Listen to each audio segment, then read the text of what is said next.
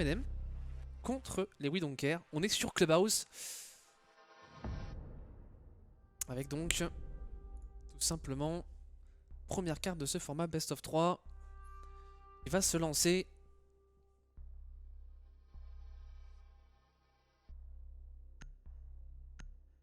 Clubhouse map des M&M.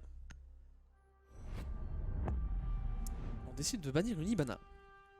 Pour ces Zex Penta. Et on a Red Like en effet en observateur. C'est Easy qui a observé hier il me semble avec Red Like déjà. Medix était censé aussi observer mais pour l'instant on ne l'a pas encore fait. Donc on a la chance d'avoir des clean feeds et des observateurs, ça c'est génial. On peut remercier Faceit de ce côté là. On n'a pas eu l'occasion de caster la phase 1. On pouvait le faire mais c'était très compliqué. Mais là on a cette chance d'avoir des clean feeds et d'avoir des observateurs de quand même qualité puisque Medix et Easy qui sont les observateurs de l'European League. M&M qui va bannir une Twitch. Pourquoi pas, la Twitch on le sait intéressante dans le Deny de Stuff. Je sais pas si c'est un target contre un des joueurs des We Don't Care. Pour être honnête. Et le Wamai qui lui sera banni. Wamai on le sait extrêmement impactant. Surtout avec ce Jäger qui a été un petit peu affaibli depuis son rework. Presque nerf. Ouais, je suis un petit peu surpris hein, aussi de ces bans pour être tout à fait franc. Un petit peu surpris.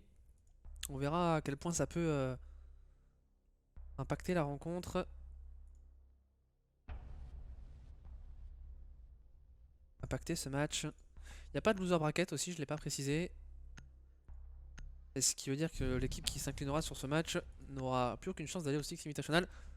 Même si sur le papier c'est déjà compliqué, puisqu'il y aura les équipes d'European League aussi à sortir, c'est pas infaisable.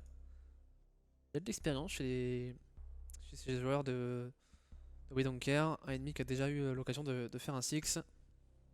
Et je dis pas de bêtises.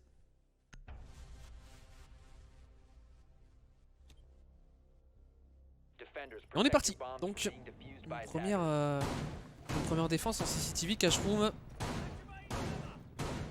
N'hésitez pas à me dire pour le son du jeu, si jamais on n'est pas assez fort, on est trop faible. J'ai l'impression qu'il y a une musique. Ah, c'est l'observateur, n'a pas oublié d'enlever la musique. Ah, ok, ça m'a l'air bon. On va pouvoir suivre cette première défense, donc, comme je disais, côté CCTV, cash room. Défense sélectionnée par les Penta qui commence sur le side. Théoriquement, le plus à l'avantage.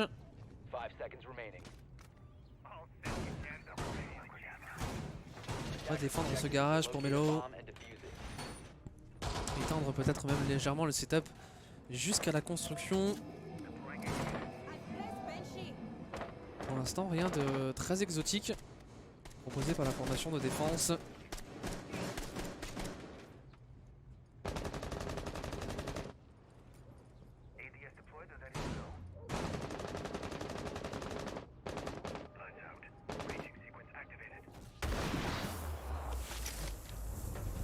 On va venir bridge sur ce mur très rapidement.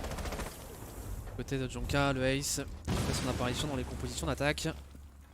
Extrêmement classique maintenant. Famille du termite, évidemment la Ibana étant bannie, on veut quand même avoir ce potentiel de hard bridge extrêmement important. Marie qui n'a pas été enlevé aurait pu aussi être joué par la formation des M&M. On verra si les Zex Penta décident de faire ce choix d'opérateur. On est sinon sur une composition très classique, hein. Côté M&M, pas de surprise. On a les grenades du Sledge, on a les UM du Thatcher.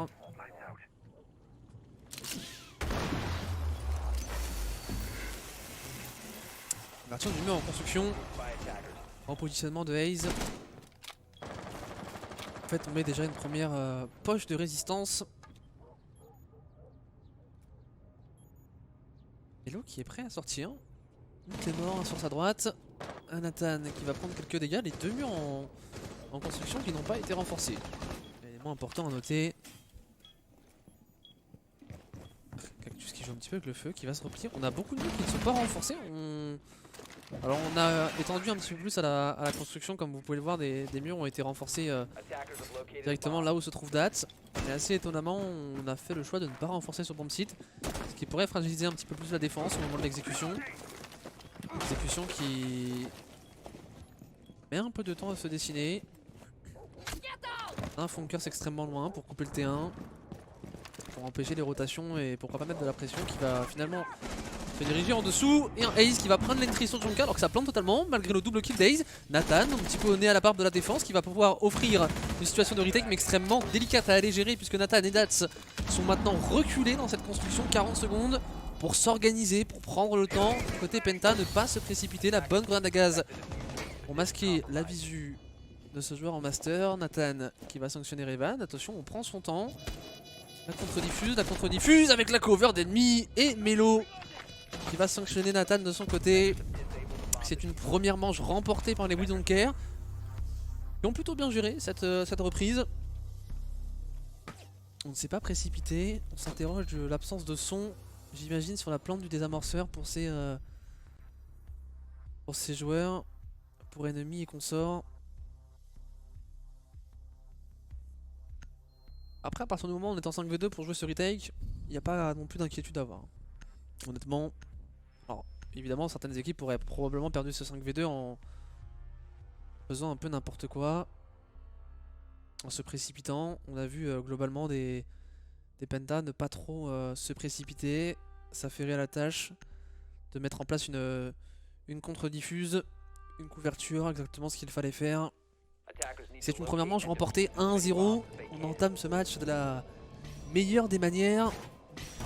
Même si la forme n'y était pas à 100%, attention à ce qu'ont pu montrer les MNM. Il s'est planté ce désamorceur. Non, on l'a pas laissé planter volontairement, comme on l'a pu comprendre avec le message d'ennemi bien sûr. C'est totalement involontaire. Et attention à ce que ça ne se reproduise pas. On n'avait pas d'intel aussi, hein. On n'avait pas d'intel dans cette composition de défense. Là de l'intel on en a avec Cactus. Son maestro Cactus sur cet opérateur, on sait que ça fait généralement bon ménage. Il leur faudra un opérateur, on le sait, extrêmement impactant sur ce genre de bomb site où il faut de la solidité sans même de ce genre de défense.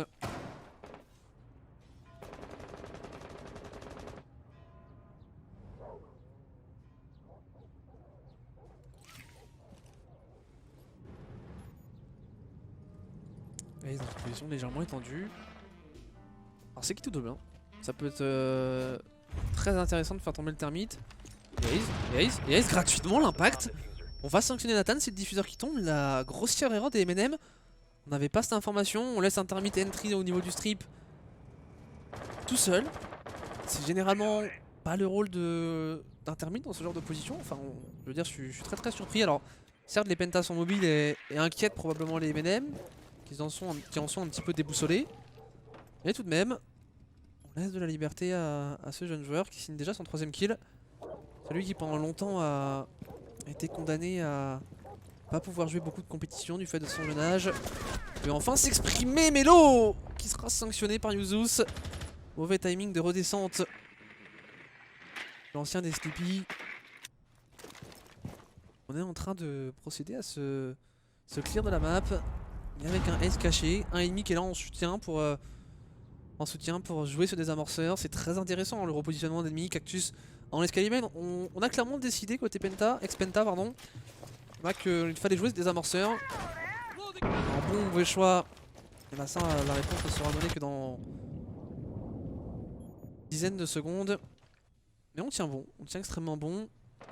Pour ennemi et Ace, l'idéal serait au moins de faire du 1 pour 1, 2 pour 2 en l'occurrence pour ces joueurs. Mais Dats, forcé à la rotation, Funker sur l'extérieur, parce qu'il utilise beaucoup de stuff pour aller gérer des amorceurs. Une concussion contact qui lui donne l'information que c'est clear, mais clear dans la première pièce et pas dans la seconde, puisque Ace sanctionnera Funkers. Ace pour le triple kill, qui signe déjà le 5ème de la rencontre. Ace pour aller peut-être chercher ce duel face à Yuzus. Yuzus qui s'allonge. On est pas bien, on est clairement pas bien, c'est le quad kill d'Ace qui pourrait aller s'offrir un ace sur un Jonka à l'extérieur. Un Jonka à l'extérieur, à droite, il n'a pas entendu. Ace qui va peut-être... Et non, ne récupérera pas ce dernier kill. Malheureusement, 1v3 à aller jouer pour Junka. Qui sera réceptionné par ennemi. C'est une manche pas parfaite, mais quasiment, presque, pour ces Penta, ex-Penta. Ça va y arriver décidément. Mais très solide. Très solide ce qu'on nous a montré. Et franchement, ça se joue sur une action. Hein. Ça se joue sur cette entry d'un termite. Une insertion pas maîtrisée. Je sais pas ce qui a pu causer ça chez les MNM. Est-ce qu'on n'avait pas l'information que les Penta avaient décidé d'être très mobiles?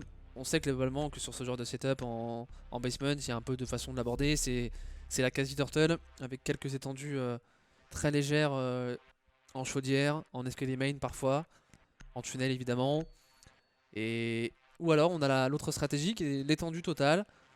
Généralement avec du stuff, là côté Penta on avait décidé de plutôt procéder à un roaming à l'ancienne, avec juste des opérateurs pour fraguer, mais ça a très bien fonctionné. Ça a très bien fonctionné. Et ça permet à cette formation défensive d'enchaîner. Pas encore sécuriser un side de défense, il faudrait chercher une voire deux manches supplémentaires.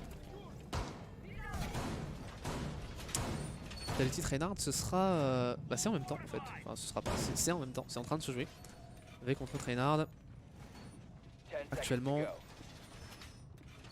N'hésitez pas à jeter un coup d'œil sur la chaîne de Earthwish ou de... peut-être même de Kiwi, je ne sais pas.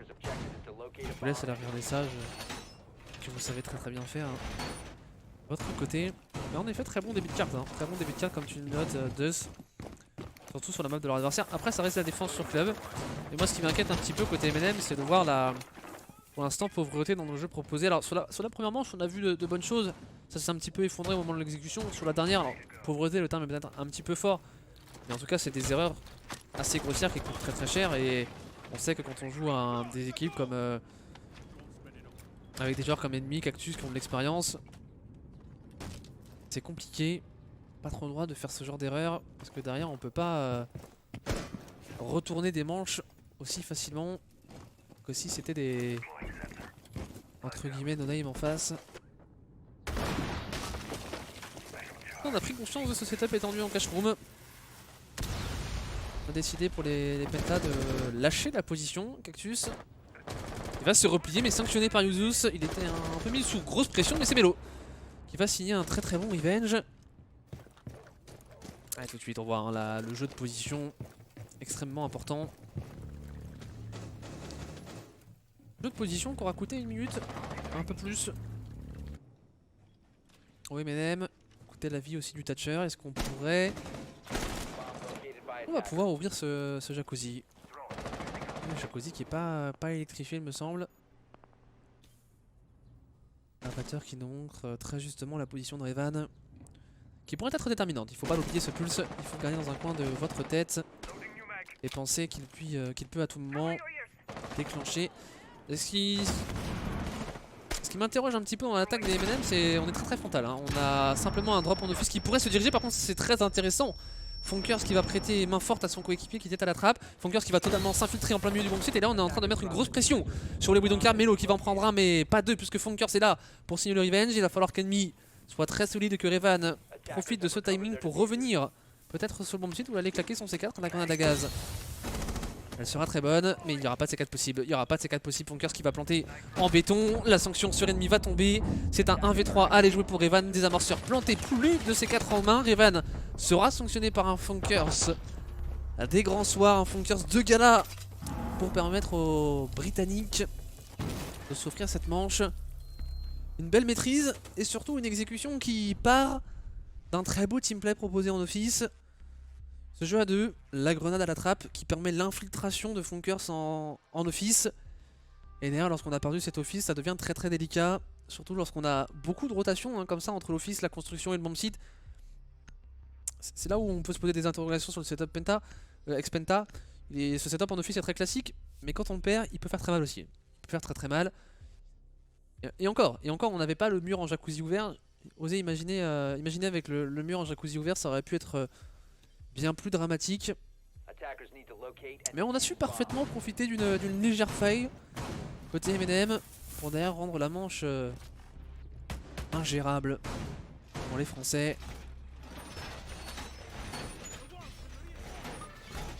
Oui, c'est probablement en effet le moins bon BP. Alors si on met hors du jeu évidemment le bar et stock, on va plus vraiment revenir sur le pourquoi du comment ce site n'est pas joué.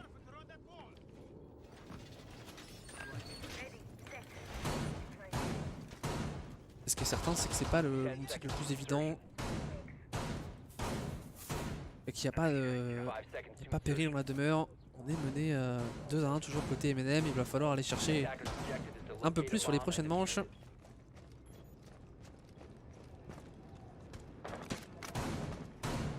Même setup.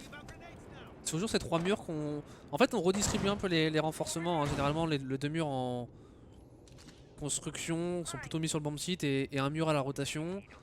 Là on a décidé de mettre un mur sur l'extérieur de la construction et 2 murs entre l'office et la construction. Pour en faire un petit peu comme je l'évoquais tout à l'heure une poche de résistance. C'est pas inintéressant. Alors que là l'ouverture en T1 sera très rapide. On a décidé de ne pas impliquer de bandit trick. De pas prendre ce risque. Alors d'un côté c'est un risque parce que le bandit peut se retrouver dans des situations parfois très délicates à aller gérer. Et parfois on peut aussi faire cracher beaucoup de stuff. Alors que Ace est on fire, hein. Vous l'avez probablement vu, il allait s'offrir un autre kill. Et son 7ème sur Uzus. Uzus ça fait quelques fois qu'il se fait entry. J'ai pas de stats sous les yeux, hein. On n'aura pas de stats CGG pour ce qualifier. Et le sentiment que Uzus passe pas un agréable moment. Melo, quant à lui, sera sanctionné par Dat. Alors je ne sais pas au niveau de quelle position sur le garage. Probablement le garage qui est clairement la préoccupation numéro 1 de ces M&M. On a un autre joueur ennemi, on semble connaître sa position, la bonne flash qui va partir. Et là si la grenade venait à détonner, ça pourrait faire extrêmement mal. Ennemi qui n'a plus vraiment le droit à l'erreur, une nouvelle flash. Une conclusion qui va partir, Nathan qui va aller récupérer Ace la grenade pour aller offrir le revenge à Dats. Puisqu'Ennemi avait réussi à sanctionner un adversaire. S'en est sorti comme on pouvait. Pour Ennemi, on pouvait pas vraiment faire mieux pour le coup. On enlève déjà du miracle d'avoir pris un kill. Et ça offre un 3v2 au M&M, 3v2 où on a le contrôle du garage. On a le contrôle du T1, cette ouverture réalisée rapidement donne beaucoup de latitude.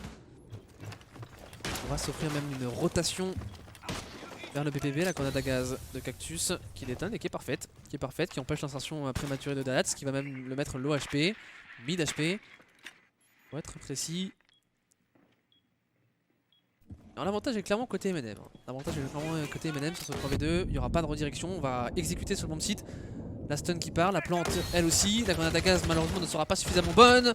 Cactus va tomber sous les balles de Funker. C'est Jonka pour sanctionner Revan. Aïe aïe aïe aïe. Les M&M ont su mettre toutes les conditions de victoire dans leur poche. Petit à petit, ils sont venus grappiller du terrain sur ces ex-penta. Et notamment cette perte du garage qui fait extrêmement mal. Tout part finalement de la perte de Melo. Tout part un petit peu de cette perte de Melo qui est sur le début, enfin qui est là probablement j'imagine pour épauler Ennemi en garage. Ennemi en catwalk et Melo en bas de ce garage. Le fait de perdre ce dernier très rapidement dans la manche déstabilise un petit peu la défense penta, crée du déséquilibre. Et oblige Ennemi à se mettre dans une position très inconfortable. En plus Ennemi ne peut pas se replier en CCTV puisqu'il est bloqué par ce T1 qui a été ouvert là aussi très rapidement.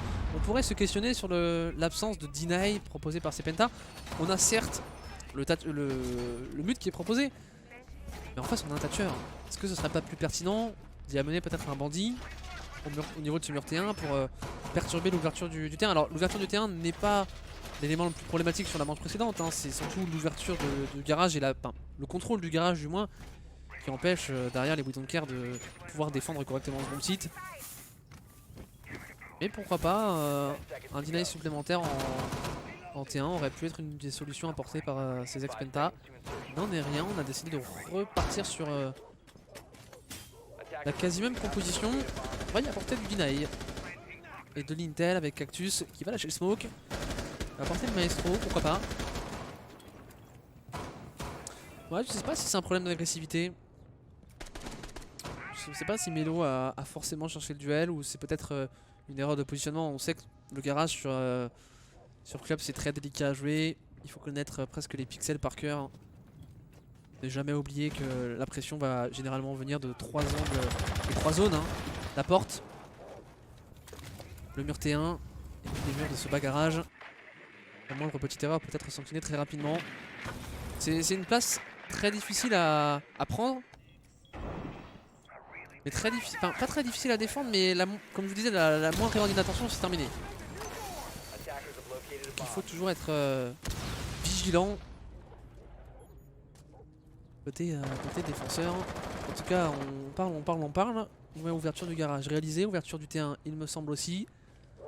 Et on semble repartir sur le même plan de jeu. Maintenant j'ai envie de voir l'adaptation proposée par les Sexpenta. Ou du moins peut-être pas l'adaptation, juste le déroulé pardon, du plan de jeu qui a été prévu initialement. C'est-à-dire la tenue du garage par un ennemi, épaulé par, non pas Melo cette fois-ci, peut-être par un Revan qu'on voit en bas à droite de votre écran, positionné en lounge.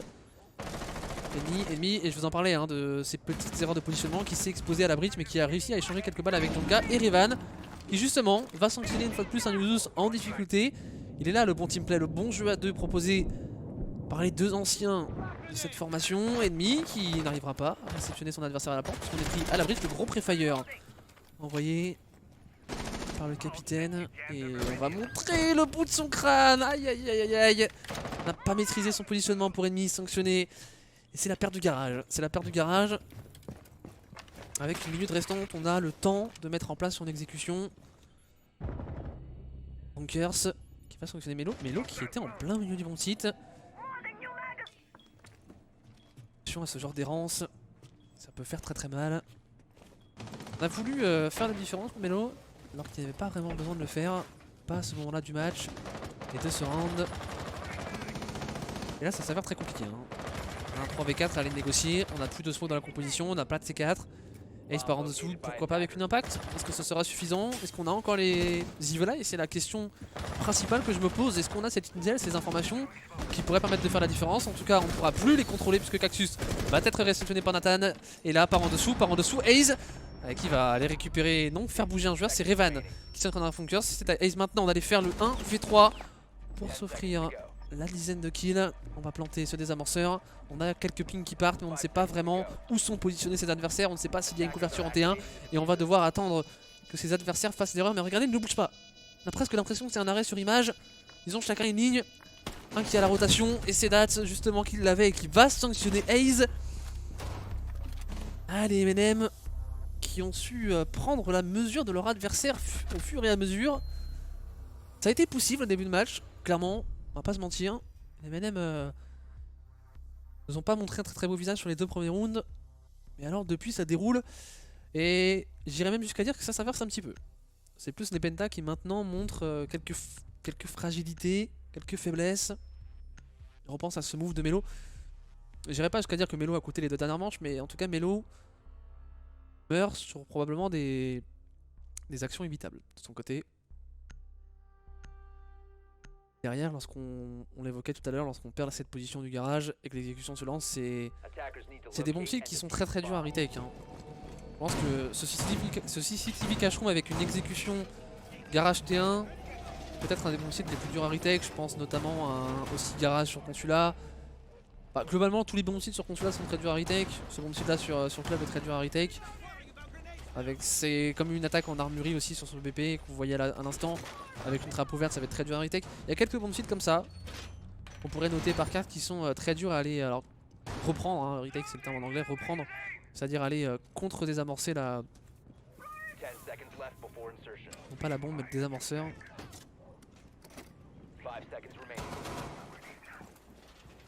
Il faut aller chercher le 3-3, clairement. Il faut aller chercher le 3-3 pour les Woodonker. Le club est plutôt statistiquement defense sided. Ça reste assez variable ces éléments.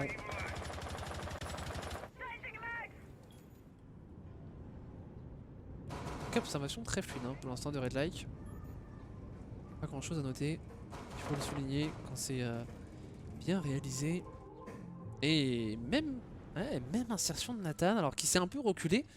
Et je suis très surpris de voir ce genre d'insertion. Alors j'imagine que c'est des choses qui sont travaillées, qui sont maîtrisées normalement et ça arrive très très peu en match officiel. J'imagine qu'on se fasse comme ça surprendre, décaler par des des joueurs qui seraient très agressifs, mais Ace il n'hésite pas. Hein. Ace il nous fait des petits plays à la en mode ranked et... Oh non, Ace, oh, je suis pas certain que tu aies été repéré Ace. Et je suis pas certain que tu aies été repéré, mais par contre tu seras sanctionné.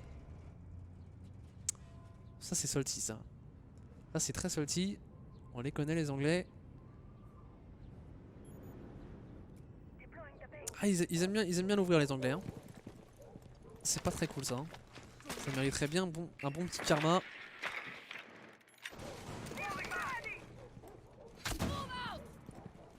Ouais, Funkers. Qui va aller faire tomber du stuff en bleu.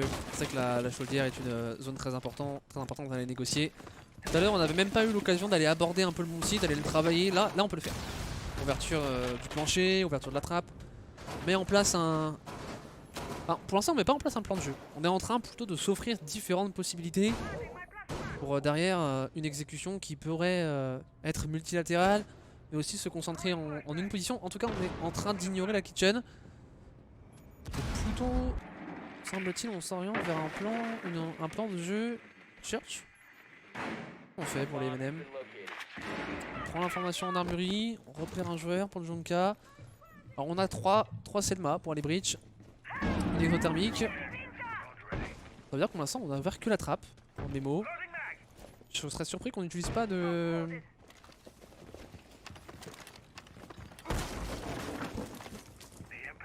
On n'utilise pas d'autres breach, un breach. Peut-être qu'il va aller travailler un petit peu la kitchen aussi. L'impact de Cactus qui va partir. Yuzus qui va aller sanctionner un Revan qui a essayé de faire la différence avec son smoke. Ce sera du deny en moins et là ce 3v5 va être très délicat à gérer. Il y a encore un shield qui pourrait donner l'avantage à Cactus. Qui a une ouverture aussi à gérer de son côté dans un positionnement très délicat. Il va falloir clairement épauler Cactus dans cette position. Ennemi qui va tenter le retake. Ennemi qui va aller réceptionner le Jonka. Il fait du bien ce kill, il libère de l'espace. Mais Nathan qui va réussir à s'insérer sur Cactus et prendre le contrôle de l'église. Melo arrivera à récupérer un kill sur Yuzus, mais pas deux. C'est Funkers qui poussait en même temps simultanément en chaudière qui va le réceptionner. Et ce sont des M&M qui s'en sortent avec un 4-2 au changement de side. Très impressionnant. Plein de maîtrise.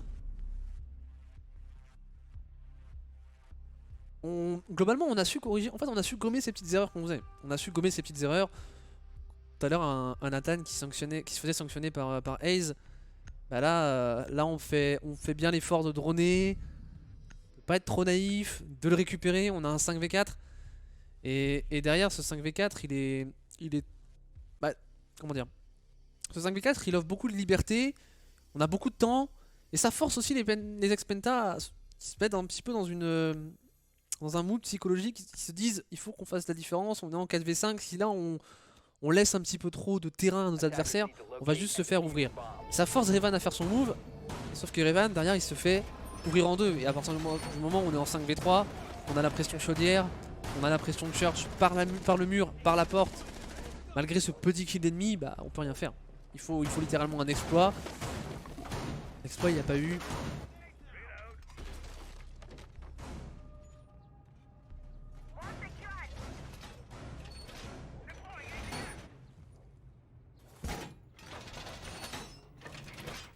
Et donc un changement de side.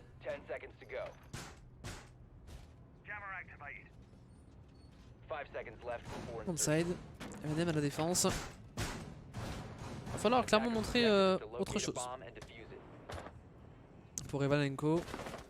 Evan sur 0, ok. On va voir ce que ça peut donner. Je me demande si c'est pas une des premières fois que je le vois en compétition de mon côté. En tout cas que je le casse, c'est certain. Très intéressant pour les cams de flank notamment. On sait que club il peut y avoir quelques tentatives de flank. Alors en l'occurrence là flank il n'y aura pas dans un premier temps. Il y aura surtout du roaming proposé. Et un Dats qui va sortir au niveau de ce dark. Sanctionner Revan. Et revenge par Mamelo. Alors ok le move. On fait du 1 pour 1. Après faire du 1 pour 1 avec un Jaeger ça reste correct. Puisqu'on a ce gadget qu'on a déjà posé. Là où Revan ne pourra pas disposer ses petites caméras sur la carte. Pas inintéressant. Ça peut un petit peu trigger l'adversaire ce genre de move. On peut le faire sortir de son match même si Revan a beaucoup d'expérience. Connaît le Corse. On est en train de procéder au clear de cette carte ou non, on abandonne l'idée, on abandonne les roamers et on va se rediriger très rapidement vers le bomb. Alors c'est le shot call qui est annoncé, c'est le shot call qui est annoncé et ce qu'il est sorti, il est parfaitement sorti par Junka qui va sanctionner Melo. Et là on est en train de s'engouffrer dans cette chaudière qui ressemble plus à un entonnoir qu'autre chose. Nathan va réceptionner Haze et là c'est... Ouais. La défaitada là pour les ex-Penta. Un peu terrible. Ce shot call qui passe absolument pas. Oui, ça se tentait clairement. Il veut ce contact, attention, il veut ce contact et ouais, pas de shotgun, c'est la SMG mais ça suffit aussi. Ça laisse surtout Cactus en 1v4 compliqué, très compliqué. On veut dans un premier temps chercher les roamers, en tout cas ça semblait être la première initiative. On va pas chercher ces roamers. On a la perte de 0 aussi qui était j'imagine là pour gérer les flancs. On peut plus gérer les flancs. Mais là la problématique c'est surtout qu'on se fait réceptionner par des défenseurs qui ont parfaitement lu dans le plan de jeu proposé.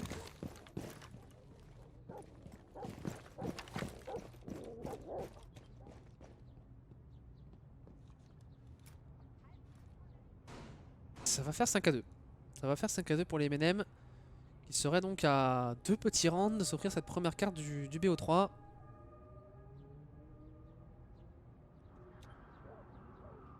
Ah, on profite de ces quelques instants pour discuter, voir ce qui n'a pas été.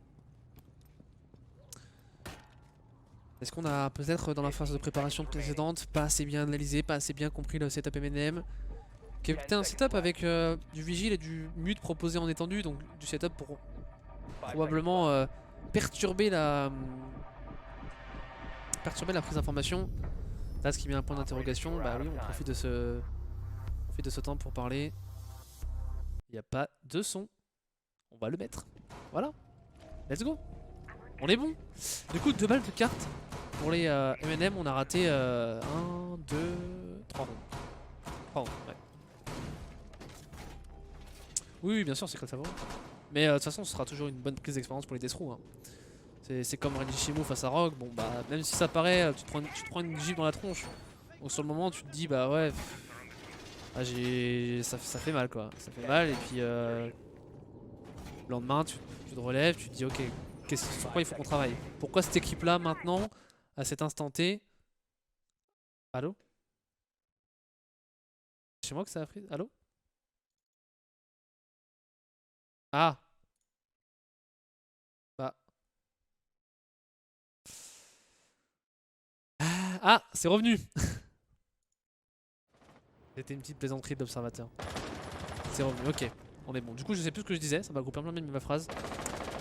Mais je crois que j'étais en train de parler de la défaite de Renjishimo et du fait qu'ils allaient profiter de ça pour se relever. Enfin bref, ça m'a un peu coupé dans mon élan, donc je vais reprendre ce match en espérant qu'il n'y ait plus de petits drops. Pourquoi pas voir les We Don't Care remonter ce 5-2. Visiblement, ils sont remontés à 5-4. Pour ensuite concéder notre manche. Et finalement, cette première manche d'attaque tout à l'heure, mal maîtrisée. Parce que quand tu perds une attaque où ça a été très serré, l'adversaire a été très bon, bon c'est frustrant, mais ça l'est moins que quand tu vraiment passes à côté de ta manche quoi. Là sur la première, tout à l'heure d'attaque, ils étaient complètement passés au travers. Ils n'étaient pas dans leur shot call, dans leur plan de jeu initial. Pour X ou Y raison, on n'a pas forcément là sous les yeux. Toujours frustrant de se dire que si on avait commencé différemment, on aurait peut-être pu avoir un match différent, mais 6-4, il y a encore de l'espoir, surtout sur un BP Gym Master qui est pas si évident que ça à défendre. On le défend très reculé, on voit des shields sur Pomptit. Punkers, Nathan, Yuzus, Dats en présence sur ce dernier. Simplement un Junka en lurking qu'il va falloir contrôler et maîtriser. Revan est là normalement pour gérer les flancs. Alors, je sais pas si c'est sa fonction en tant que telle dans l'équipe, dans son gameplay, mais en tout cas dans son opérateur c'est le cas. On voit un Cactus qui joue plutôt support comme un ennemi, même si on sait que l'ennemi est parfois, en tout cas a tendance parfois à être un peu plus agressif.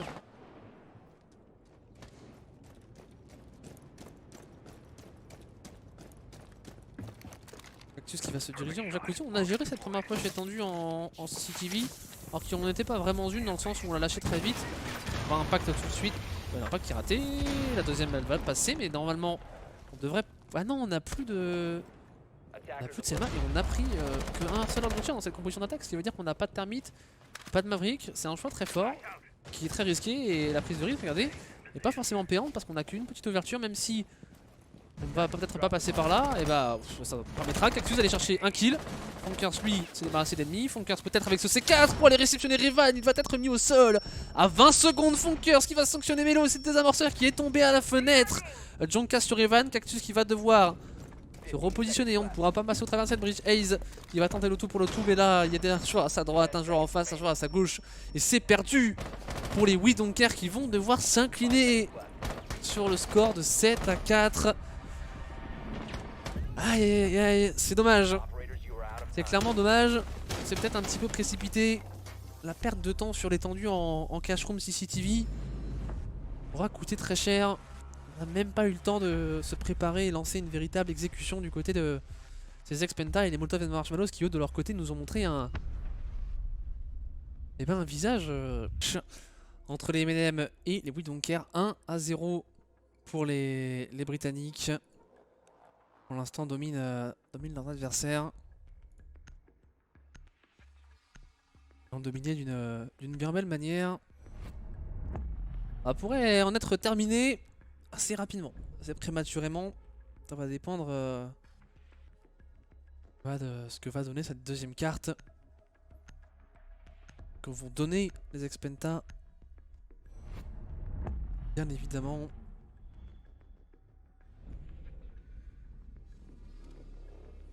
On décide de bannir Ace et Nomad.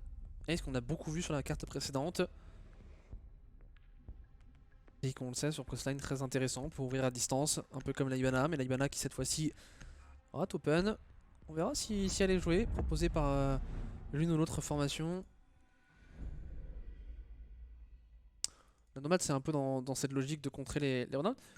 Je suis assez surpris de l'avoir banni par les M&M. Alors c'est peut-être une équipe qui aime à agresser, qui aime à jouer vers l'extérieur, mais tout de même. Je trouve qu'ils commencent à l'attaque, que les We Don't Care sont sur leur carte. On a des joueurs comme je pense Melo Aze qui vont aimer s'exprimer justement en ce sens, dans cette agressivité. Je sais pas jusqu'à dire que c'est une prise de risque, mais enfin c'est un choix fort quand même.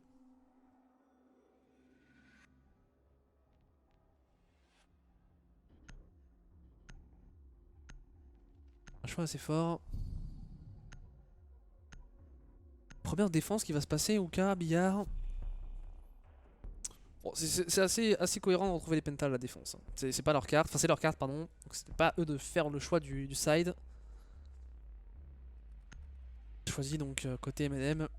Commencer à l'attaque. Qui est le choix très logique sur Coast, qui est la seule carte du map pool à l'heure actuelle qui est vraiment attack sided. Celui-là tend à être équilibré, parfois attack sided, parfois défense sided. En fonction des matchs, des régions, des méta. Un petit peu ce genre de choses.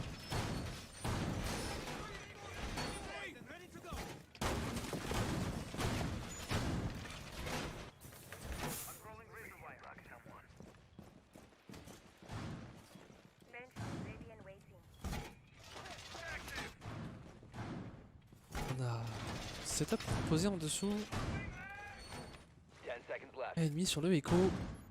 Echo qu'on n'a pas vu du tout du match précédent. Echo qui est donc réouvert maintenant à la compétition, il faut le noter. Parce que ces Yokai Drones ne sont plus translucides, transparents. Enfin surtout sont destructibles. Et maintenant ce que je voulais dire c'est que il y a un gros changement avec ces Yokai Drones qui sont visibles, qui sont plus transparents. Et ça leur rend peut-être un petit peu trop faible même maintenant. On retrouve moins, on risque de moins le retrouver en compétition lorsqu'il ne sera plus banni. On verra ce que ça peut donner, mais en tout cas Enemy lui a fait le choix de le jouer. Et M&M pour l'instant en prise d'information un petit peu sur ce qui se passe sur la carte. Qu'est-ce qui se passe justement sur cette carte? Pas grand chose. Des défenseurs qui sont assez patients. Beaucoup de prise d'information défensive et offensive. On a vu le petit drone hacké par Revan se faire détruire. On voit un drone d'écho se promener. Non, pas du tout ici. Et Melo, j'en parlais de l'agressivité qui va sortir sur Nathan.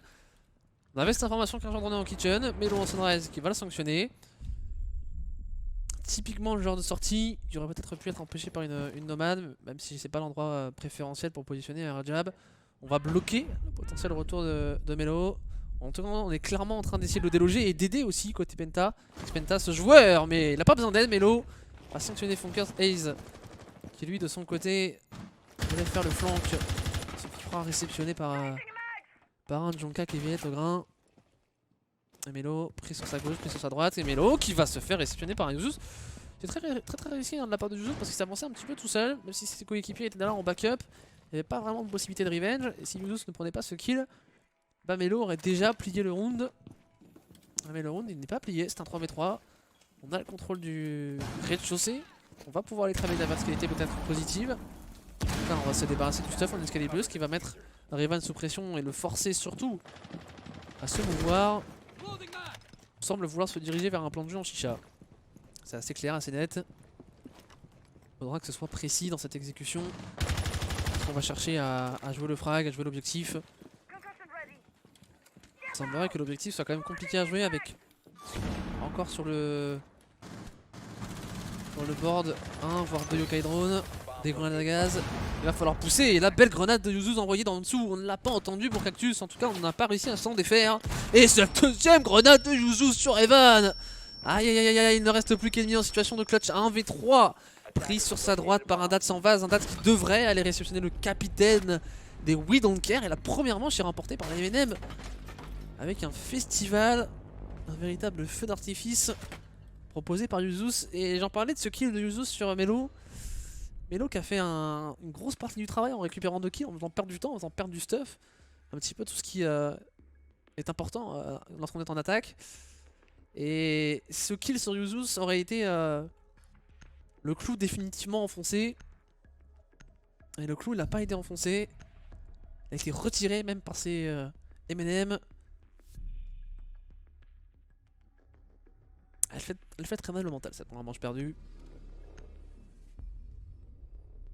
Après avoir malheureusement connu aussi le goût amer.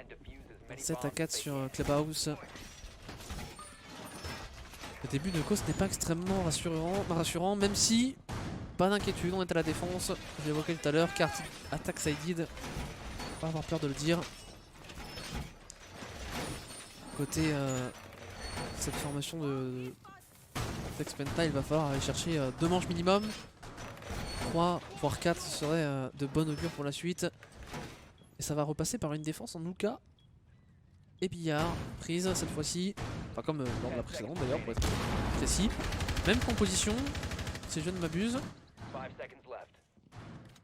Même composition, non, bah non, pas de même composition, ennemi autant pour moi. Ennemi qui est passé d'un Echo à un Vigile. Pas inintéressant parce qu'on a vu que le Echo n'allait pas forcément embêter leurs adversaires, surtout qu'on sait qu'Echo est un opérateur qu'on aime avoir en late game. Alors il y a un peu deux façons de jouer le Echo, il y a le Echo late game qu'on va vraiment essayer de, surtout face à des équipes qui vont prendre beaucoup de temps dans leur exécution, dans leur préparation à l'exécution surtout. On va essayer de jouer de deny de plante. Et puis il y a le Echo un peu agressif comme on a vu pour épauler les roamers, aller jouer des positions étendues, mais c'est quand même perdre généralement des Yokaidon très rapidement. Et on voit de moins en moins ce gameplay proposé. Et là sur une carte comme Coast, tout l'agressif est très peu joué par les équipes. En tout cas sur des execs très rapides, lorsque c'est le cas. Pas forcément le pick le plus judicieux. Et le pick judicieux, il était celui d'un vigile pour ennemi qui va sanctionner un premier joueur. Attention, ennemi qui se doutait de la présence d'un adversaire. Le beau travers tenté qui ne sera pas réceptionné. Et ennemi, la science du positionnement, l'expérience du capitaine. Regardez, il n'y a pas cette erreur. On pourrait... Combien de joueurs se seraient fait réceptionner par le top main? Combien de joueurs se seraient fait réceptionner par le VIP? J'imagine beaucoup. Et ennemi qui va même y aller au culot. Oh, est-ce qu'il n'a pas entendu le joueur tourner? Oh, ennemi. Oh, ennemi. Qui fait peut-être le move. Il est peut-être pas lu sur son repositionnement VIP. Il faut pas faire de bruit. La flash qui pop et il me semble qu'il l'est entendu par Nathan. Il a peut-être même été vu au drone. Il est clairement repéré au niveau de ses actions VIP. Ça va arriver dans son dos. Il est totalement blanc. Ennemi qui va s'en sortir à 1 HP. Ennemi qui va faire perdre un petit peu plus de temps. Et Nathan qui va tout de même le sanctionner. Ace qui n'est pas dans son match, dans son début de deuxième carte. C'est lui qui avait pourtant signé un début de Clubhouse Tony Truant. Qui se fait réceptionner 4 à 3. À l'avantage des Molotov and Marshmallows. Aïe aïe aïe aïe, compliqué, on est très replié sur le bon site. Et là c'est l'Aqua qui semble se libérer. Tout à l'heure c'était la Chicha qui avait été Alors pas vraiment la chicha, plus l'escalier bleu qui avait été la porte d'entrée d'ailleurs sur... même pas sur le bon site, parce qu'on n'avait pas vraiment eu besoin de prendre le contrôle du bon site. Qui avait été la zone priorisée par les M&M, là ce sera la quoi. On va envoyer un rappel dans le dos de Youzous et Youzous qui n'aura pas su ajuster son mélo. Le très bon réflexe shot. Jeune joueur français. Un Jonka qui lui va couper la section VIP, enfin depuis la section VIP il va couper le en deux. Nathan pour amorcer la plante, mais on a une bonne grenade à gaz qui détonne de la porte de Cactus. Est-ce que ce ne serait pas l'un des moves? Peut-être. Oh, Cactus qui va encore une fois parfaitement jouer le coup, la temporisation. Et là décale de Cactus, une dernière grenade à gaz envoyée, peut-être celle-ci un petit peu trop prématurément, on aurait pu la conserver. Mais on a préféré assurer, Nathan va s'allonger et va prendre un tir de grenade à gaz, il ne le savait pas. 1 V3 à jouer pour le finlandais Funkers. Un joueur à la rotation, attention Melo à ne pas jouer de contribution trop agressive. Ce sera récompensé tout de même d'un dernier frag. Ah, il a fait du bien ce kill de Melo, il a fait du bien. Tout à l'heure je parlais d'un Melo qui avait peut-être... sur Clubhouse, était parfois un petit peu aux abonnés absents. Autant là, il a fait le kill déterminant. Un petit peu le facteur X de ses ex-pentas sur le début de match. Ah, s'il prend pas ce kill en chicha, c'est une pression qui vient se mettre dans le dos. C'est un avantage numérique qui. Enfin, un équilibre numérique qui n'est pas récupéré. Et surtout au-delà du kill de Melo, c'est le taf monstrueux de Cactus. Alors, certes, avec ses smoke glitch, mais qui sont autorisés. Me semble, hein, jusqu'à preuve du contraire, ils sont encore autorisés. Pas encore été patch. Très longtemps qu'on attend le patch d'ailleurs, mais ça n'a toujours pas été le cas. Et franchement, Cactus, il a tenu la baraque. Hein. Il a tenu la baraque. Certes, ce kill de Melo, j'en parle parce que tout à l'heure j'avais un petit peu descendu.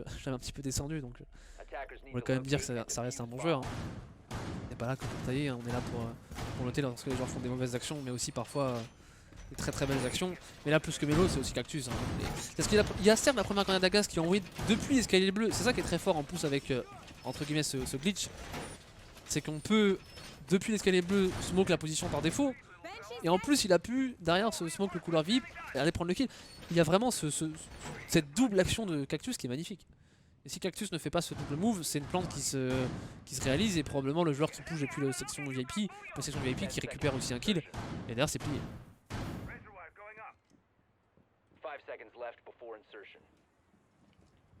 Et du coup, ça fait un partout.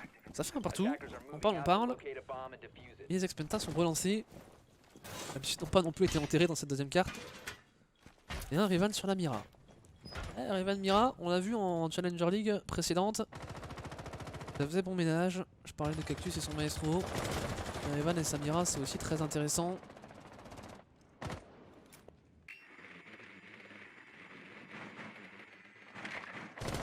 Quelques spots intéressants sur Coast.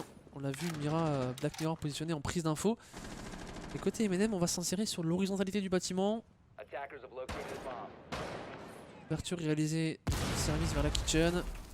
On semble vouloir se débarrasser de cette première poche de résistance étendue, mais qui n'en est pas vraiment une dans le sens où on a mis du stuff, mais on l'a lâché très rapidement. Alors ça pourrait être un bait hein, avec un haze, alors que Funkers va faire tomber Melo. Ouais, excès d'agressivité aura coûté la vie du jeune Melo.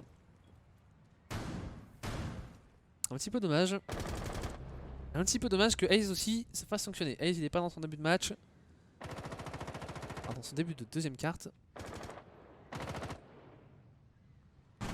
Et là c'est très délicat. Hein. On est plus que 3 en vie. On est un peu lock sur le bomb site. Pas pour Ennemi. Ennemi qui pourrait avoir l'un des moves de cette troisième manche. Non, on a fake. Non, Ennemi qui a été repéré. Ennemi il est pas naïf. On lui a fait pas Ennemi. Oh vieux singe, on apprend à faire la grimace. Et cette manche est très dure à commenter parce qu'on a vraiment, c'est vraiment juste des M&M qui prennent l'avantage des lignes, et qui font tomber un petit peu tous les adversaires, même si on a Revan qui a pris un kill et on a un joueur seul. Alors, attention, on a peut-être retourné la manche, non, Jonka dans le dos qui va sanctionner un ennemi. Il n'était pas vigilant et là Revan derrière son petit comptoir va devoir chercher une première décale. Et Revan, oh, qui avait fait le bon move de prendre la décale dans ce timing là mais ne sera pas récompensé. Revan est totalement blanc, on va venir le pousser pour Funkers, pour Nathan. Et pour littéralement tout le monde, c'est Youzous par au-dessus. Ah ouais, Revan il était... Je n'utiliserai pas des mots non autorisés mais vous avez compris. Il était pris un peu partout là. Compliqué. Compliqué parce qu'on perd très vite, Alors encore la perte de Melo est pas dramatique parce que Melo était sur le bon site et tenait on va dire pas grand chose. C'est plus un voilà, une perte numérique, ok, on perd quelqu'un, mais c'est surtout la perte de Ace derrière qui était censé épauler ennemi, il me semble, vers le main. Ah non, qui était en low gage, qui aurait pu épauler l'ennemi, mais qui n'était pas dans cette position. Moi, ce que je suis très surpris dans le. Maintenant, je suis très surpris par dans la défense des Penta, enfin des ex-Penta, c'est cette absence de tenue de la Kitchen, malgré le stuff déposé. J'aimerais connaître la raison derrière. Est-ce qu'on sait. Parce qu'on sait que la cuisine, elle permet de couper le bomb site du Sunrise en deux. Et le fait de le lâcher, je suis un peu surpris. Et pas agréablement surpris pour le coup. Je pose des questions. À voir sur une prochaine défense en barre bleue par Sunrise. Ça peut être une vraie volonté de leur part et peut-être que ça paiera à l'avenir. J'ai pas la réponse. Il y a pas de. En réalité, sur les setups défensifs, il n'y a pas vraiment de bon ou mauvais setup défensif. Ça va surtout dépendre de la capacité de l'équipe qui attaque à se débarrasser et à comprendre le setup. Parce qu'on parle souvent de setup défensif, parfois on les critique, on les remet un peu en question. C'est surtout la façon dont l'équipe adverse va s'adapter. On sait ce qui fait la différence à l'heure actuelle, à plus haut niveau compétitif sur Rainbow Six, c'est l'adaptation, c'est pas la stratégie. Les stratégies, je veux dire, elles sont connues de tout le monde. Quand on jouait sur Border à l'époque, enfin les équipes jouaient sur Border, les stratégies étaient connues. On connaissait ce que faisaient toutes les équipes. Ce qui faisait la différence, c'était une capacité à s'adapter par rapport à X ou Y événements qui se passaient dans un round. Oui, mais je dis Expenta parce que c'est la structure des Expenta qui est conservée. C'est plus simple en fait. Parce que le don We Don't Care, on va pas se mentir, il est un peu nul. Enfin, genre c'est pas. Pas méchant, mais bon, We Don't Care, c'est pas fou, tu vois. C'est les ex-Penta parce qu'ils sont trois en fait. Il y a 3 anciens Penta, il y a Bios qui est en coach, donc c'est les ex-Penta. Il y a 2 joueurs anciens des Sleepy que sont Melo et Ace, je l'ai précisé à de nombreuses reprises. C'est juste par souci de simplification pour que les gens comprennent que ce sont les anciens Penta. Jusqu'à ce qu'ils retrouvent une structure, puisque d'ailleurs ils sont dans la recherche d'une structure. Bref, revenons-en un petit peu à ce qui se passe sur le terrain. On s'égare. Et on est inséré. On semble vouloir prendre, cette fois-ci, c'est contrôle verticalité. Tout à l'heure on avait plutôt opté pour une attaque horizontale. Et ce qui se voit très régulièrement, c'est l'attaque service. Hein. Alors on pourrait diriger aussi, pourquoi pas en kitchen. Mais là avec la prise de contrôle du top, probablement un travail verticalité qui devrait survenir dans peu de temps pour Yuzus. On va s'ouvrir des lignes, on va pouvoir contrôler le bébé du service par au-dessus et amorcer pourquoi pas une plante. Alors là je suis en train de me projeter évidemment.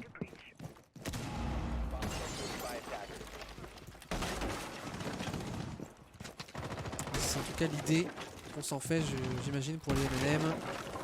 Beaucoup d'ouverture plancher, des prix de charge positionnés. Et la H qui a vu ses flashs disparaître de son stuff et on est en train de reculer. C'est la conséquence logique, corollaire de tout ce qu'on voit, c'est que les We Don't Care sont obligés de se repositionner et attention jusqu'où va-t-on se replier, se reculer? Parce qu'à un moment donné, il va falloir aussi trouver des solutions à cette exécution. Là, je parlais de l'adaptation de l'attaque, mais l'adaptation, elle existe aussi à la défense. Et là, l'adaptation côté défensif, il n'y en a pas, j'ai l'impression. On a le contrôle du main, certes. Donc on peut être agressif sur l'extérieur si on le veut pour ennemi Ace, mais on est contrôlé par Funkers, en tout cas qui prend de l'information. Et j'ai l'impression que ça va juste partir sur une exécution. Il y a un Banshee qui va pouvoir retarder un petit peu ça. Attention, le positionnement d'ennemis est très intéressant dans le volet. Et il y a un Revan, voilà. Voilà ce qu'il fallait, un peu d'agressivité. Fallait les porter pour Revan, fallait y aller. Melo, on a une petite balle. Ouais, Melo qui prend une petite balle dans le plus fond de la kitchen. Ennemi qui va aller sanctionner Yuzus, ça plante. Par contre, pour Nathan, est-ce qu'on a du nez? On a un C4 pour ennemi, il faudrait l'envoyer, mais on n'a pas compris que ça plantait. Et la cover est parfaite sur Revan. Aïe aïe aïe, c'est un retake à aller jouer, mais en 4v2, puisque ennemi va sanctionner un Funkers qui était en plein milieu de ses toilettes. Que faisait Funkers? Et Nathan qui va s'offrir le luxe de faire tomber Ace, reprendre la verticalité. Est-ce qu'on n'aurait pas une ligne sur le désamorceur? On a totalement une ligne sur le désamorceur, il va falloir aller chercher, il faut que Cactus remporte ce duel. Et Cactus qui ne va malheureusement pas s'en débarrasser. Melo qui tente la diffuse, mais sera sanctionné par au-dessus. Il ne reste plus que l'ennemi en situation de 1v1 avec 15 secondes. Il faut fake, il faut tenter quelque chose ou stick, mais dans tous les cas, c'est mission quasiment impossible. Et Nathan normalement devrait aller remporter cette manche. On joue parfaitement le coup, les nerfs sont solides. Pour Nathan, et l'ennemi n'a même plus le temps d'aller contre désamorcer, que Nathan ne le tuera et permettra aux MNM d'accroître leur avantage. 3-1, quatrième manche remportée. Ah, c'est dommage. C'est dommage, c'est quelques duels clés perdus. le duel perdu qui fait la différence, c'est celui de Cactus. Là j'en vois un comme ça, c'est celui de Cactus. S'il y a un duel qui ne doit pas être perdu dans cette manche, c'est clairement celui de Cactus. Qui semblait en plus avoir légèrement l'avantage alors qu'il court, qui sait pas vraiment où est Nathan. Et qui derrière on se dit, il a ses 81 balles, il va aller décaler, il va balayer tout la penthouse. Et refaire littéralement... honnêtement je le voyais pas perdre ce duel quoi. Je suis très surpris. Ennemi qui se plaint un petit peu encore du son. Et comme tout à l'heure, hein, les ex-pentas pardon, qui en effet n'avaient pas compris que ça plantait. Et ça on l'a très bien vu. Et c'est un peu malheureux parce qu'Ennemi était juste à côté avec un C4 en main. Enfin pas en main mais un C4 dans la poche.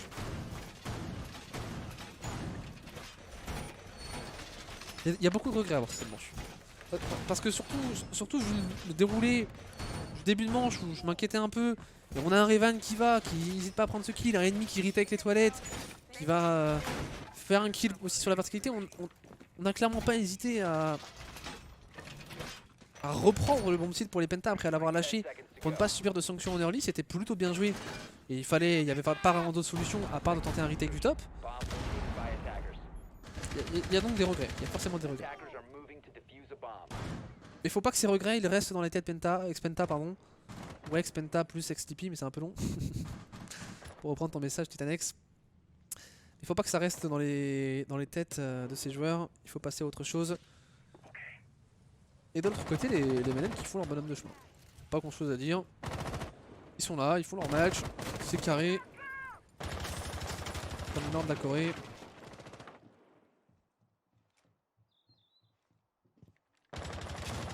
Aze avec le C4 en main. Aze, peut-être un moment où il faut se réveiller, ce serait... bon. Ah non, Aze, oh non, Aze, la mauvaise idée. Il nous a montré en plus tout à l'heure qu'il était capable de faire bien mieux que ce qu'il propose pour l'instant et je suis sûr qu'au fond de lui il le sait. Attention à ne pas non plus vouloir trop en faire, voilà. Aïe aïe aïe, Aze en quête de son premier kill aura peut-être été un petit peu trop mobile là dans ses déplacements. Vraiment un début de deuxième carte très délicat. Très compliqué. Va falloir que ça carry pour les autres joueurs. Pour l'instant Revan et Ennemi, le duo des inséparables sont en promenade en rez-de-chaussée. Et qu'est-ce qu'on propose pour les MNM? Parce qu'on a un joueur à l'extérieur de la chicha mais on semble se diriger vers ce plan de jeu très old school. Contrôle VIP pour aller rotate en aqua. En plus on a l'information sur Ennemi et on va le sanctionner pour Funkers. La mobilité proposée en penthouse. Moi du côté est de la carte n'aura absolument pas payé. Et là on est un peu condamné à l'exploit. C'est le même trio que tout à l'heure avec Clutchy. Notamment Melo et Cactus qui avaient été extrêmement performants.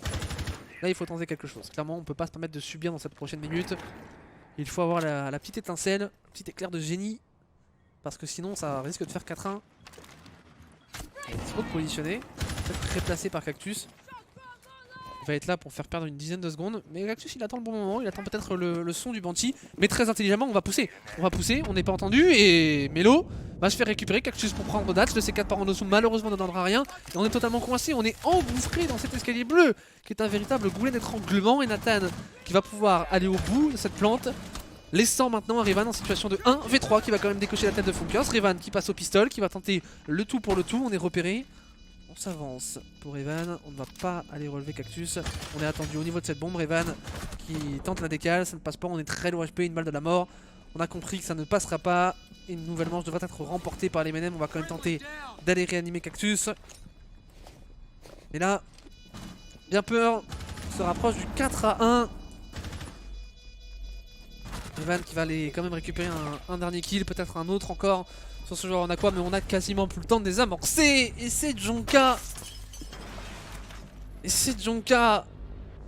Qui va récupérer ce dernier joueur, Revan. Aïe aïe aïe aïe, on est un petit peu en train de couler là pour les ex-penta.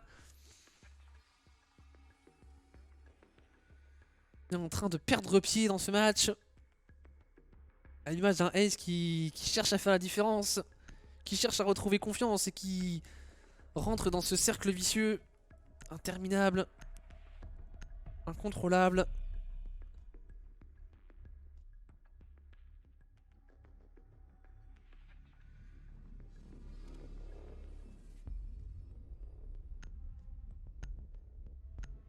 Mince, c'est pas ça que je voulais faire. Je suis désolé. Un misclick. C'était un misclick. Quelle solution? Quelle solution pour les We Don't Care? Bah, il n'y en a pas beaucoup. Là, la seule solution que je vois, c'est remporter cette manche.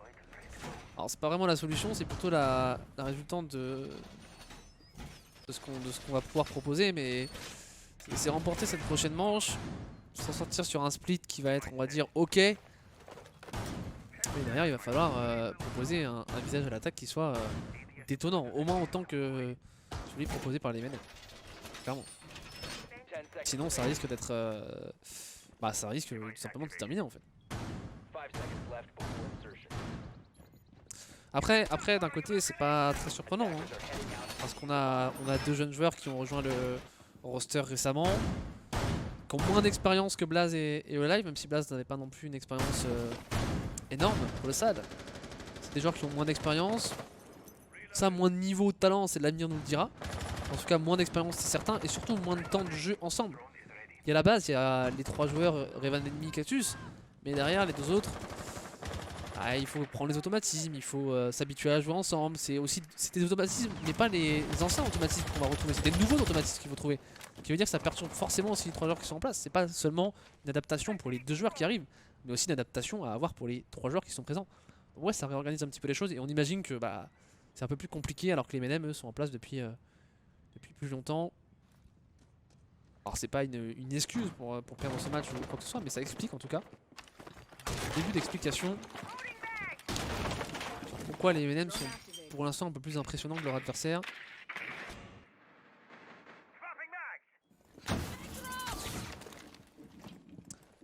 On a un bon contrôle pris sur le premier étage. C'est intéressant de voir le panel stratégique parce que je parle beaucoup des Expenda. Forcément on angle un petit peu ce cast côté français. Mais parlons un peu des MNM, et ce qu'ils proposent c'est quand même le beau panel qu'on a dans les propositions de plan de jeu. Tout à l'heure c'était horizontal, maintenant c'est vertical. On montre qu'on a dans ce plan de jeu des choses à faire, des choses à développer très intéressantes. Et là on va pouvoir sanctionner un premier joueur, c'est Enemy qui va se montrer sur ses ouvertures planchées réalisées. Revan qui va quand même réussir à réceptionner Dats depuis le main. Attention parce que la problématique c'est ok on ne gère pas l'horizontalité. Mais si vous ne gérez pas l'horizontalité, messieurs des MNM, ça peut laisser des lignes aussi intéressantes depuis la cuisine, depuis le garden ou le main. Ace qui va s'en... Mais Ace qui me laisse sans voix. La sortie en vitesse de cuisine. Et bah ça y est, Ace est dans son match. Ace il est dans sa carte. Elle fait mal. Elle fait mal. En plus quand j'étais en train de vanter les mérites des attaques MNM, il fallait qu'il se plante. S'il n'y a pas meilleur caster curse que celle-ci, si vous trouvez mieux que ça franchement, chapeau. Du coup c'est un 2v4 à jouer avec très peu de temps restant. On va pas se mentir que... On part sur un 4-2. Évidemment j'ai une caster curse, du coup les MNM vont renverser la manche, mais non plus sérieusement ça va être très délicat. On tente de s'avancer, on va planter à la bridge. On n'est pas vu par Revan, et est-ce que Revan a compris que ça plantait? On n'a pas compris une fois de plus. Si peut-être. Oh, Revan qui va s'avancer, qui va être sanctionné par au-dessus. Junka pour prendre le double kill, mais comment c'est possible? Attention, les 2 jeunes joueurs qui vont devoir aller chercher la bombe là, le diffuseur qui est planté. Attention au niveau de cette bridge. C'est terrible là ce qui se passe. Melo peut-être pour aller prendre la contre-diffuse. Parce que Ace peut être en cover. Et on va se faire sanctionner depuis la fenêtre. Et Ace qui va tenter la contre-diffuse. Ace qui va se faire réceptionner par Junka. Comment est-ce possible? J'étais presque en train de troller sur la caster curse, mais caster curse c'est réel en fait.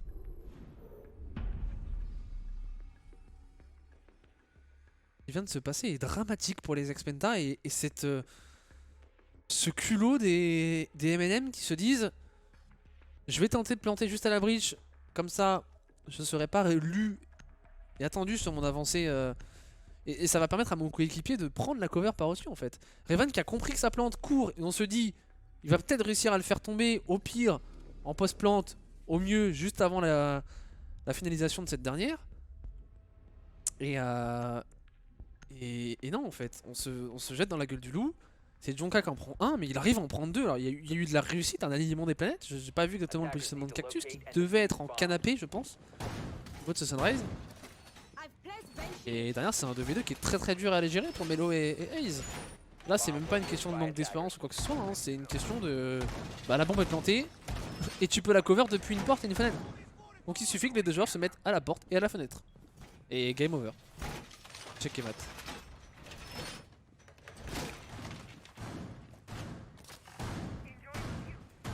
Arrête les débats stériles dans le chat, s'il vous plaît. Merci. 5 à 1. 5 à 1. Et c'est déjà 2 manches perdues par les Wildonker qu'on aurait pu éviter. Et je pense que c'est... Il n'y a pas non plus... il faut pas tirer la sonnette d'alarme. Je parle pas sur le match en soi. Sur le match, oui, à ce moment-là, il faut tirer la sonnette d'alarme. Mais je pense au global pour les Expenda, on va être honnête, la qualification au Six, c'est plus quelque chose qu'on a dans le coin de la tête, mais c'est pas un objectif réel pour ces We Don't Care, surtout qu'on sait que le roster vient de se former, comme je vous disais, il y a relativement peu de temps. Donc c'est entre guillemets, c'est pas normal de perdre ces manches là, mais j'ai envie de dire c'est un peu expliqué par cette jeunesse du roster. Ça fait toujours mal, et c'est sur ce genre de manche qu'il faudra travailler. C'est là où Bios va avoir toute son importance pour dire à ses joueurs ce qu'il n'a peut-être pas été, même si je pense qu'ils le savent.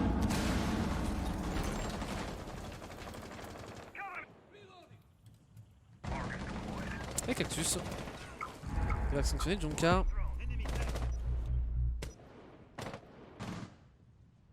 Sur l'extérieur de la Shiva, on est en présence. Une bonne grenade à gaz qui va empêcher la petite insertion, mais grenade à gaz très tôt. Hein.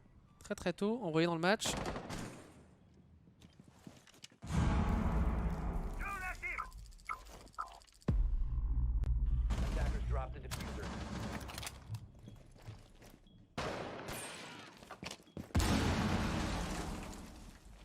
Alors, je sais pas de quoi vous parlez sur autorisé ou pas. Le chat. Alors clairement, je suis clairement en train de se dessiner bonne manière pour les Expenda. On a fait tomber 2 adversaires, on a fait tomber surtout 2 grosses forces de deny dans cette composition de défense. Il reste Yuzu, c'est son C4 tout de même, et derrière c'est juste de la puissance de feu. Melo qui va prendre de l'information. On a compris qu'il n'y avait plus vraiment de présence, mais si, il y a quand même un joueur en barre bleue. Est-ce qu'on l'a vu? On ne l'a peut-être pas repéré. J'ai l'impression qu'on s'en doute. J'ai l'impression qu'il y a un doute sur la présence d'un joueur. Quelques travers tentés. Nathan pour aller sanctionner Revan. Aïe aïe aïe aïe, la grenade envoyée qui n'aura pas donné grand chose. Un 3v3 et Ace qui va totalement pousser sur le bon site. Réceptionner un premier joueur. Ace sur Dats qui va s'offrir un double kill. Et de quelle manière, laissant maintenant Nathan en situation de 1 versus 3. Attendu par Melo. Melo qui va s'annoncer et qui va découper Nathan.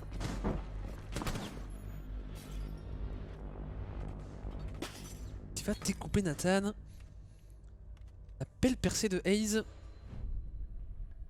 sur le bon site. Alors pour mettre fin au débat pour le chat, alors j'en profite pour remercier Mathis pour le sub. Pour mettre fin au débat sur le chat, les smokes entre guillemets glitch ne sont pas interdits théoriquement par Ubisoft, mais il est possible, j'imagine que si vous parlez des Six French Challengers, du Six Student Trophy ou même en Six French League, elles sont interdites par Gaël, l'admin, qui prend une décision d'interdire ces smokes au travers du mur, au travers des murs. Donc dans les compétitions françaises, généralement, j'ai pas suivi Six Student Trophy de suffisamment près pour le savoir, ou la Six French Challengers, ils sont interdits. Mais dans des compétitions, on va dire globales, EMA en l'occurrence, européennes si vous voulez, elles sont autorisées. Elles sont d'ailleurs régulièrement utilisées en duel. Je pense que vous parlez juste pas de la même chose. Après c'est un autre débat pour savoir si ça devrait être autorisé ou pas. Mais après, comment voulez-vous interdire quelque chose qui peut arriver même de manière accidentelle? Le vrai problème vient surtout du fait que de base ces smokes ne devraient pas passer au travers des murs. Et là la question se poserait pas en fait. Et Ubisoft n'a jamais réussi à corriger ce problème pour l'instant. J'espère que un jour il y aura une réponse à cette problématique apportée par Ubi. Et comme ça il y aura plus de ce genre de débat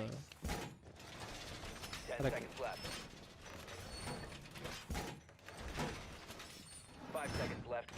Allez, on est parti pour se reconcentrer sur le match. Alors forcément je m'égare un petit peu plus, hein. je suis en solo, je suis pas accompagné d'un autre caster pour former un binôme. J'en profite pour discuter un petit peu plus avec vous et échanger sur certains sujets. Évidemment on essaye quand même de suivre ce qui se passe Après on est sur cause, donc c'est pas la map qui offre le plus de, on va dire, base stratégique. J'ai presque envie de dire, parfois je peux vous laisser regarder ce qui se passe à l'écran et vous comprenez tout aussi bien avec... bah parfois il y a juste en fait des gunfights quoi. C'est la particularité de cause, c'est qu'on prend une zone, on a une zone en face de nous, il faut la saisir et il faut y aller un petit peu en mode rentre dedans comme le font les deux joueurs ici en office, Cactus et Haze. On a compris qu'il y avait de la présence au-dessus, on se méfie, on essaye quand même de rentrer, on essaye de prendre le contrôle un peu zone par zone. Sauf que l'office on va pas vraiment réussir à la prendre comme on le souhaitait parce que Nathan, on l'avait vu, a pris ce kill. Et là ça met du doute quoi, Haze il est dans une position assez inconfortable. Et la question qu'on se pose c'est est-ce qu'on aurait pas dû aller au top? Et du coup on va peut-être aller au top et perdre du temps. C'est problématique. Problématique ce qui vient de se passer et on sent les We Don't Care un peu en situation délicate parce qu'on prend le Sunrise. Donc qui dit qu'on prend le Sunrise, on veut prendre l'office pour s'assurer qu'il n'y a pas de joueurs qui vont venir flank. C'est ce qu'on voit, hein. Melo il est pas tout à fait serein sur sa position ici en jungle. C'est vraiment cette perte d'office, elle fait très mal. Elle fait très mal. Alors on a un drone positionné tout de même qui normalement devrait retirer les doutes qui pouvaient exister dans les esprits des attaquants.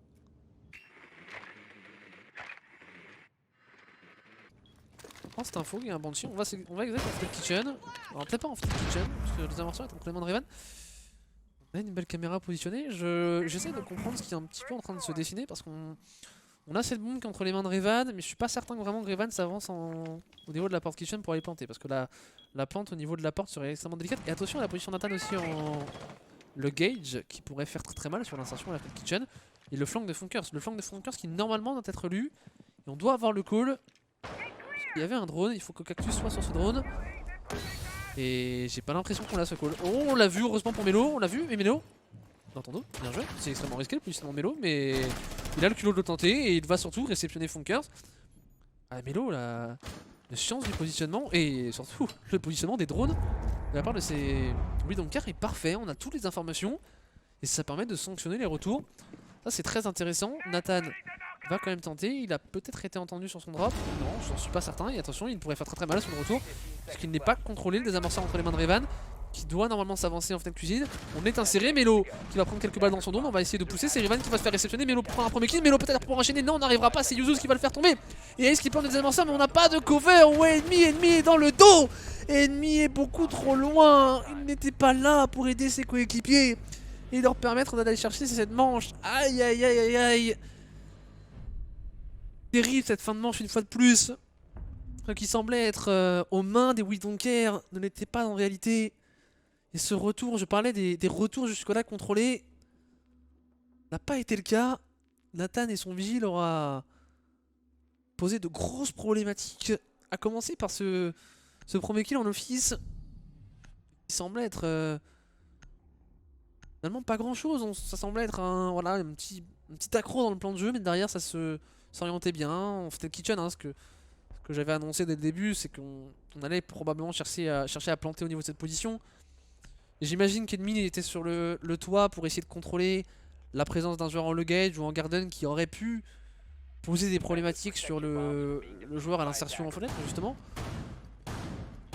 Mais ouais, c'est la mobilité des MNM qui pose beaucoup de problèmes, on n'arrive pas à la contrôler. Et Melo derrière qui est un petit peu pris entre tous les feux, s'en sort très bien dans un premier temps mais peut pas non plus réaliser de miracle. S'il avait réussi à chercher ce deuxième kill sur Yuzuz, le round était remporté probablement.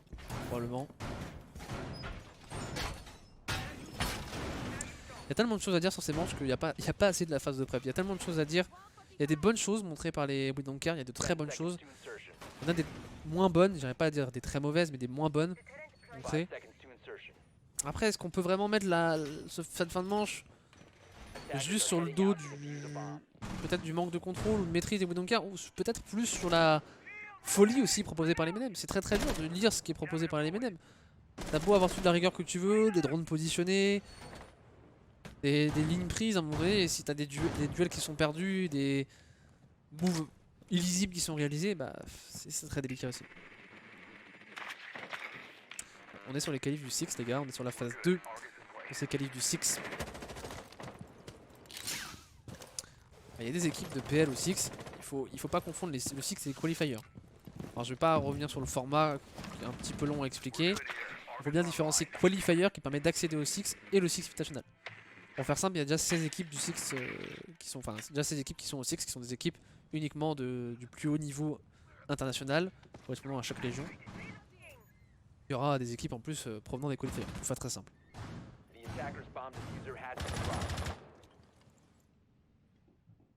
Le milieu dans cette manche.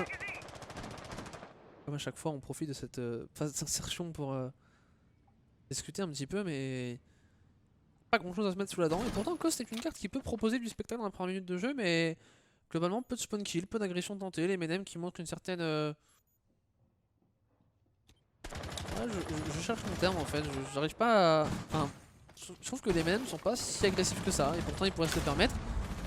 Ace qui va prendre un kill, revenge par Nathan.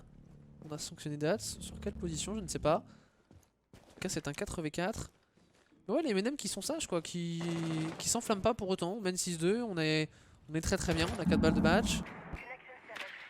Là, je sais même pas si je l'ai évoqué, mais oui, il y a 4 balles de match. Hein.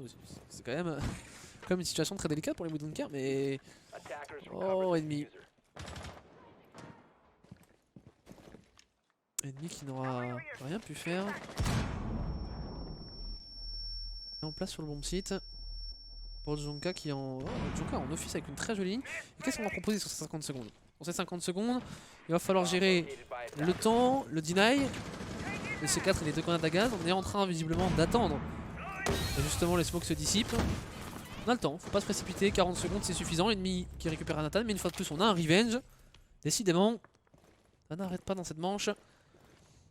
Et Cactus qui est là pour contrôler visiblement cette chicha. Melo qu'on semble apercevoir en kitchen. Et Revan qui va s'avancer en sunrise, mais un petit peu esselé. Il va falloir être capable de se rapprocher. Yuzuz qui va prendre le cross, c'est très intéressant ce qu'il est en train de faire dans son repositionnement. Revan qui va s'avancer en position par défaut, parce qu'on a du deny, on a un C4, on a plus de grenade à gaz. Il va falloir tenter quelque chose là pour les MNM parce que ça plante totalement pour Revan. Il faudrait prendre une décale, mais la cover de Cactus elle est parfaite. Celle de Melo l'est tout autant. Mais par contre Junka va s'avancer, des amorceurs plantés. On a un C4 en main qui donnera pas grand chose si ce n'est quelques HP enlevés sur la position de Revan. Revan le gros pré-fire, attention, on est passé derrière ce bar, il va falloir aider son coéquipier pour Cactus, mais il va devoir se replier maintenant. Puisque Revan est tombé situation de 1v1. 30 secondes pour couvrir ce désamorceur, il n'en aura pas besoin Cactus. Il fallait de la sérénité et des nerfs solides pour aller chercher cette manche. Cette situation de reprise avec un dernier joueur MNM on fire. Ah, Junka qui m'a donné quelques frissons. On va pas se mentir que j'étais pas totalement serein. Et pourtant la plante amorcée par Evan dans un premier temps, avec les deux covers prises par Cactus et Melo, semblait être plutôt bon signe. Ouais, c'est ce genre de petites choses. On fait on monte des bons petits trucs côté Xpenta. Un petit peu cette... c'est un petit peu la cuisine qui se met en place, quoi. On a les ingrédients, on les met ensemble. La cuisine est plutôt bonne. Mais derrière, il manque ce petit quelque chose pour que le plat soit parfait. Je sais pas si vous avez la métaphore, mais il manque toujours ces petits quelque chose dans les manches. Et ça, c'est vraiment caractéristique des équipes qui sont encore jeunes. Hein. Alors ça veut pas dire que même des équipes qui sont saines ne font pas ce genre d'erreur, hein, ça arrive. Hein. Bien évidemment, surtout lorsque les équipes très fortes, plus haut niveau, affrontent d'autres équipes du plus haut niveau, bien évidemment. Logiquement, quand des équipes très fortes s'affrontent, chacune arrive à apporter d'autres problématiques à l'autre équipe. Peut-être un petit peu moins le cas quand c'est déséquilibré. Mais là, j'ai presque l'impression que parfois, les Woodlankers se battent plus contre eux-mêmes que contre les MNM. Les MNM montrent de très belles choses. Parfois, enfin parfois, même très souvent, ont du bon répondant et ont des choses à dire, des choses à faire valoir, bien évidemment. On ne devrait absolument pas la performance des MNM, mais parfois les Woodlankers ils se tirent des balles dans le pied un peu. C'est des petites choses à corriger. Ça se corrige pas en un match.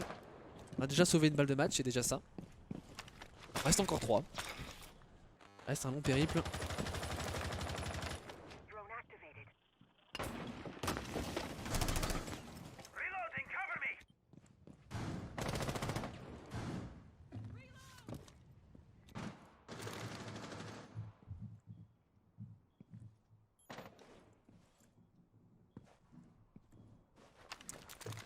Nathan en office. Nous en Sunrise. Et Cactus à la prise d'infos en Aqua.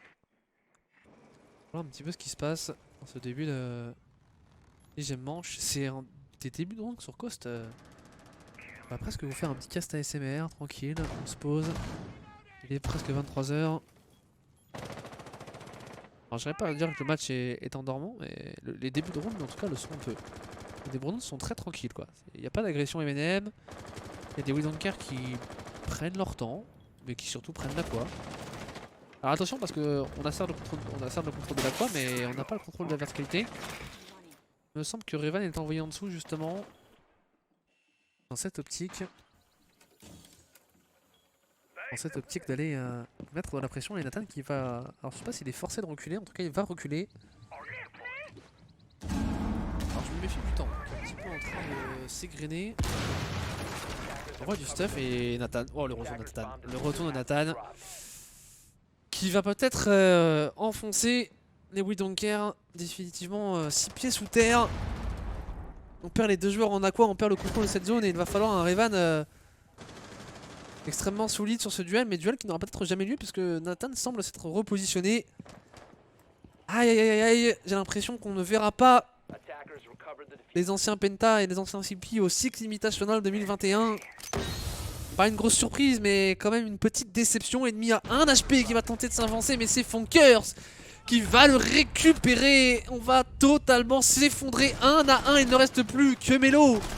En situation de 1 versus 4 peut-être, on va mettre Nathan très low HP, mais c'est Yuzus par au-dessus qui va le sanctionner. Et comme un symbole, on termine par un perfect pour les Molotov et Marshmallows qui pourraient peut-être, comme l'année dernière, nous offrir un run de folie dans ces qualifiers du Sixth Invitational 2021. On perd un petit peu mes mots. C'est une très belle victoire. C'est une très belle victoire. Un beau visage M&M. De belles promesses, oui donc care. C'est un petit peu les messages à retenir de ce match.